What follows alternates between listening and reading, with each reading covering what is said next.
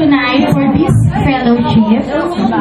We are very blessed also for the presence of each family members, friends, and acquaintances. And to open this milestone event, I may call on Pastor June Villamin for the opening prayer.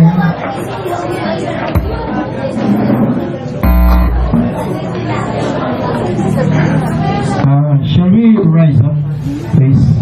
Pwede ba tayo try lahat? Tayo po ay nanangin. Naalala ko po, before I pray, isang bagay ang madalas kong sabihin kay Almira, nung sila'y maliliit, ako'y naging teacher nila. So, nung nakita ko siya after 20 years ago, pagulat ako, Almira is still beautiful and alive. So, ako'y natutuwa dahil nakita kami after 20 years. Ang langin ko, silang magkakapatid ay mapatuloy sa Panginoon. Alam ko yung sinabi ng Bible na all things shall pass away but my word will not pass away. Lagi natin tatandaan po, life is too short. Life is full of challenges. And life always include hope. Kaya lagi natin tandaan na lagi ang buhay ay laging masaya. Lagi ko sinasabi sa seniors ito, every time na nakikita kami ng mga seniors, ang buhay ay kaya sabi mo nga sa katabi mo, masaya ang buhay. Yan, kaya dapat tayo magpakaligay. Kaya manalangin po tayo, magpasalamat tayo sa dakilang Diyos at itaas po natin siya sa ating kasayahan ngayong gabi. Dakilang Diyos, kami po ay nagpapasalamat sa araw na ito. Diyos na nasa langit, patuloy na lumilikha at bathala ng lahat. Ayan mo po sa kasayahang ito sa kaarawan ng kapatid na Paning, Lord, I pray na patuloy mo pong bibiyayaan ang kanyang buhay. At ganoon din po kami na nagiging bahagi ng kanyang buhay, ay pagpalain mo kami lahat sa kwartong ito. At lagi naming isipin, from a distance, God is always here and there. Provide our needs and to supply the strength of our life. Yan mo, Panginoon, sa mga sandaling ito ng kasayahan, sama-sama sa isang table na kainan, nawa po maalala ka namin at lagi namin isipin ang lahat ng ito. You provide everything.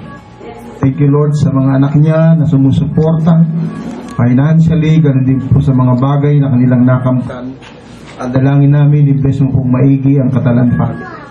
Umasa po kami sa simula hanggang sa katapusan ng programang naihanda ay hindi lamang kasayahan kundi naalala ka namin sa pasimula pa lang ay may tagumpay na. Sa pasimula ay mayroong pag-asa. Sa pasimula ay mayroong biyaya sa isa't isa. Kaya lukuban mo po kami ng iyong pag-ibig sa bawat isa. Lukuban mo po kami ng iyong pagmamahal. At naniniwala kaming walang taong malungkot sa Diyos na nagmamahal. Maraming po salamat. I-bless mo po ang aming tagapanguna at ganun din po lahat ng namamahala sa lugar na ito. Ito pong aming dalangin at pasalamat sa pangalan po ni Jesus. Amen. Okay, gawin natin 10, 20, 30 ha. O sige, sabay-sabay. 1, 2, 3, go! 10, 20, 30, 40, 50, 60. Yan, salamat po. Okay, now, let us hear a short message of God through Pastor Johnny Mendoza, and may the words of God inspire more our celebrator and all of us as well. Pastor. Magandang gabi po sa ating lahat. Magandang gabi po. Magandang gabi po sa ating Panginoong Diyos at sa inyong lahat. Mahina po yung... Magandang gabi po. Good evening. Ay po yung lahat ito upang tayo makigalak, makisaya sa celebration ng ating sa 60th birthday ng ating magulang, kapatid, kaibigan, sahin na si Ate Mercy.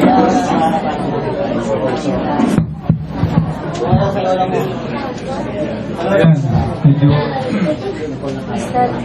sabi po kanina ating opening ay this is the day that the Lord has made. This is the day that the Lord has made. Our sister Mercy. Nagkakilala po kami sa Kuwait nung sila'y nagbakasyon sa Kuwait. At ako po ay missionary pastor sa Kuwait at saka sa Qatar. At siya po ay si Sister Almira ay kakasama po kami doon. We belong to same church, fellowship. Doon po sa Kuwait, hindi po bawal magsimba, pero hindi po bawal po yung masyadong bold. Hindi po pwedeng mangaral sa publiko. Kaya po doon, halos pagka kami nakikita-kita, halos bulungan lang. Kaya pagka ganito pong crowd sa isang bahay o house church, ay malaki na pong crowd ito. Kaya nililimit po namin ng 30 to 50 lang. Ganun po sitwasyon natin doon. Tayo mga Kristiyano ay masyado tayong pine-persecute ng mga other faith. Alam niyo po kung ano yung sabihin. Now, sa ating pong kapatid na si Ate Mercy ay hindi po siya personally na kilalang lubusan.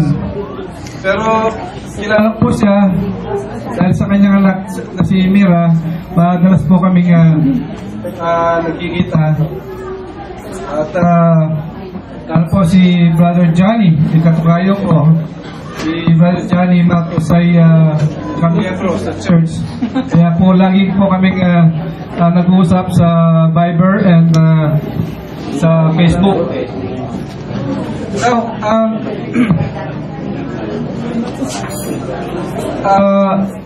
matanong ko po yung ating celebrant, Ate Mercy. Ano ba yung feeling nyo ngayon? Nung kayo ay mag-18, ano po yung depresa, mag-18 kayo at saka mag-60? Or 60 na po ngayon? Sa ngayon. Apo. Sobrang nervous. Nakakano. Overwhelmed dahil marami. Ano pong 18 years old kayo? Wala lang. Laki lang kasi pero ngayon, masobra nakaka-nervous. Ngayon lang kasi ako humarap sa ganito na namang tao na ako pala yung bida ngayon, ha? Bida ko, ha? Ako kaya bida.